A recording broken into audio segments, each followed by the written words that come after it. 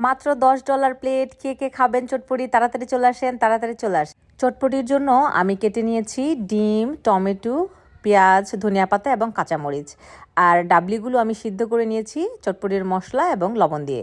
আর এই হচ্ছে তেঁতুলের টক। তেঁতুল ভিজিয়ে রেখেছিলাম, এখানে সামান্য চিনি এবং কাঁচামরিচ দিয়ে তেঁতুলের টকটা বানিয়ে নিয়েছি। আর এই হচ্ছে ফুচকা, এগুলো আমি অয়েলে ফ্রাই করে নিয়েছি। এখন আমি একটা বাটির মধ্যে ডাবলিগুলো নিয়ে নিলাম। প্রথমে ডাবলিটা এরকম করে সিদ্ধ করতে হবে যাতে একদম গলে না যায়, একটু আনাম আনাম থাকে, তাহলে দেখতে ভালো লাগবে, খেতেও ভালো লাগবে। এখন আমি এর মধ্যে দিয়ে দিব পেঁয়াজ কুচি, টমেটো কুচি, ডিম, কাঁচামরিচ, ধনিয়া পাতা।